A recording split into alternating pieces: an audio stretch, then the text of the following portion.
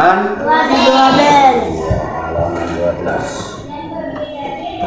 Di mana di dalam operasi hitung bilangan itu yang perlu kita pahami adalah sesuai dengan operasi hitung bilangan. Kemarin ada beberapa ada istilah tingkatan-tingkatan daripada operasi hitung. Kalau kita bandingkan antara penjumlahan dan perkalian itu mana lebih kuat? Perkalian.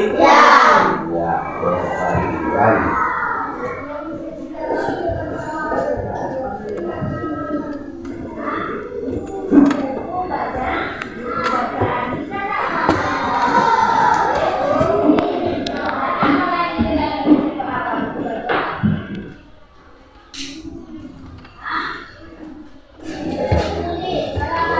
Ya.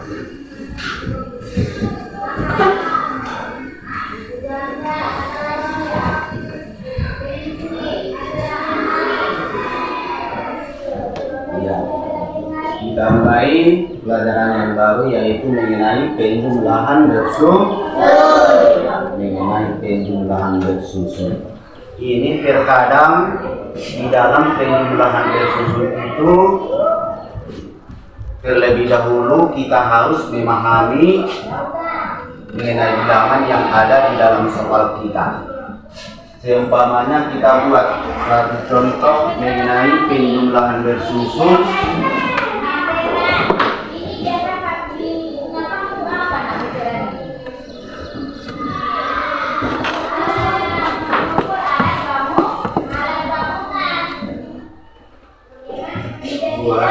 (234) ditambah 56 ditambah 3.784. Jika kita lihat penjumlahan seperti ini, berarti ini sudah terdiri dari beberapa bilangan. Bilangan pertama kita lihat ada terdiri dari 3 bilangan. Kemudian bilangan keduanya angka berapa? 50. Bilangan ketiganya jadi 3.784. Berdasarkan soal kita ini kadang-kadang kita di dalam menyelesaikan penjumlahan bersusun seperti ini terkadang ada yang keliru. Maksudnya bagaimana? Ada sebagian orang dalam melakukan penjumlahan bersusun seperti ini. Kalau seperti ini dikatakan ini dalam bentuk berbanjar. Namanya kita bersusun. Karena kalau kita lihat bilangan pertama ini 234 ini, tentunya masing-masing bilangan ini memiliki nilai masing-masing, tempat masing-masing. Ya, kalau angka 2 ini disebut bilangan di mana dia? 100. Iya, bilangan di ratus. Kemudian angka 3? Puluhan. Angka puluhan. Angka 4-nya? Lalu kalau ini kita selesaikan soal seperti ini, barangkali kalau kita menyelesaikan soal seperti ini, rasanya kita sulit dalam menyelesaikan. Iya kan? Tapi bagaimana agar kita lebih mudah menyelesaikannya? Tentunya dengan cara bersusun. Kita lihat bilangan pertama ini kita ada 234. Kemudian bilangan keduanya 56. 56 itu sudah terdiri dari satuan dan puluhan. Jadi di dalam menyelesaikannya itu terkadang ini sering saya temukan. Apalagi jika kita di kelas 3, apa dibuatnya? Kemudian dia menulis menyusunnya 56. Menurut kalian benarkah penyusunan seperti ini? Kenapa tidak? Jawab yang tadi tidak. Semua bilang, semua bukan seperti itu. Apa rasanya Nisa?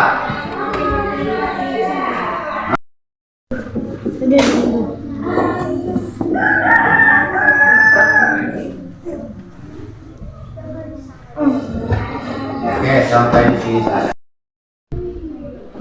Coba.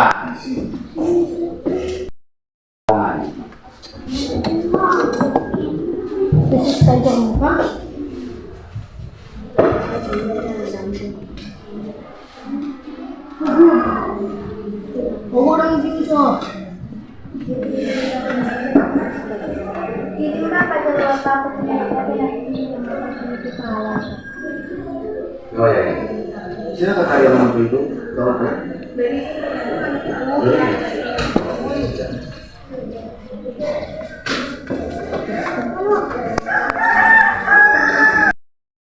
Lihat hasil karya temanmu.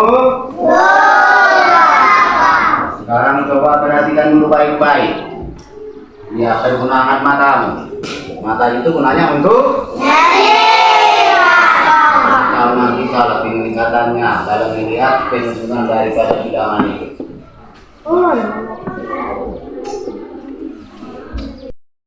Lebih semangat lagi.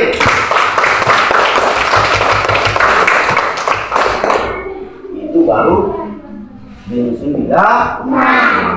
Siapa yang sanggup menyelesaikannya? Coba dapat.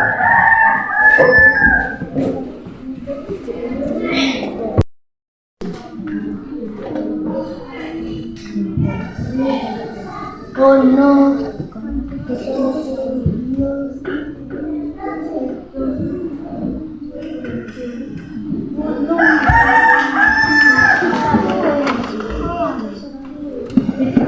Oke, sekarang kita lihat. Ya, sekarang coba perhatikan. Kamu jangan lain kerja begitu, Usman. Kasih musik, kalau dia sampai musik, wah ini totolan. Ya. Tiga. Oke, tepukan. Kalau itu sampai di sini. Sudah paham? Sudah Bapak. Sudah Bapak. Oke.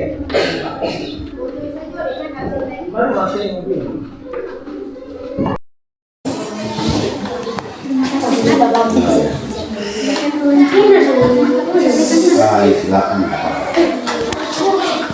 Pertama, cara Bapak memulai pembelajarannya itu Mulai saya memasuki ruang kelas pada intinya anak-anak sudah terbiasa kami buat itu. Yang pertama sekali membaca doa. Di dalam membaca doa itu pun kadang-kadang ini kami buat itu secara bergilir itu. Iya, satu orang pemimpinnya, kemudian itu baru mereka bersama-sama. Itu langkah utama yang harus kami buat. Setelah itu, baru untuk memulai pelajaran berikutnya kita harus salam, baru Bapak tanya tentang pelajaran yang sudah lewat seperti semalam, apa yang kita pahami. Kemudian kadang-kadang saya beri apa? Berubah pertanyaan yang belum materi yang kedua kemarin. Itu yang saya buat dalam membuka iya. baru Pak medianya yang biasa digunakan.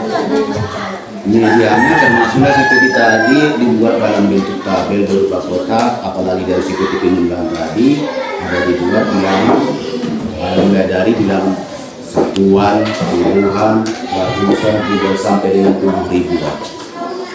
Makanya seperti tadi sudah kalian lihat dari dalam presentasi saya tadi, anak-anak sudah bisa menyebutkan mulai dari arah bilangan satuan, puluhan, sampai dengan 10 dibanding 10. Baru Pak, misalkan juga ada yang tadi yang main-main video, itu gimana Pak menanganinya? Kalau seperti itu, makanya kita pengen mengelola kelas kita itu harus kita perhatikan seperti tadi itu sudah sempat saya pikir. Karena dia apa? Misalnya dulu di atas dia bisa berubah. Ada kembali diingat Ya, nanti saya berikan kepada anak saya.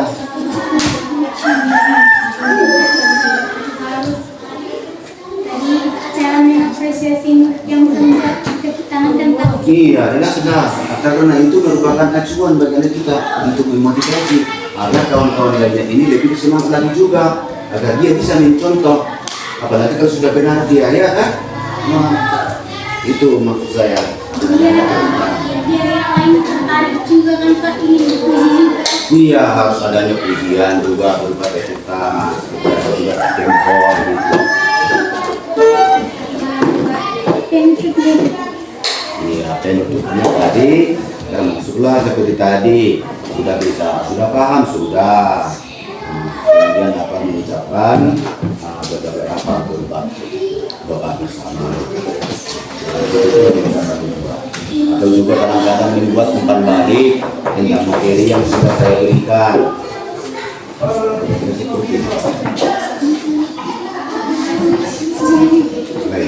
Jawab, jangan malu, Mel.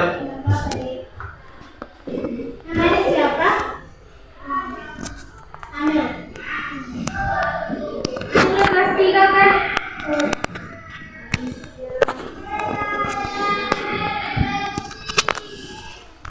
Adik, pelajaran apa yang paling disukai? Pelajaran apa?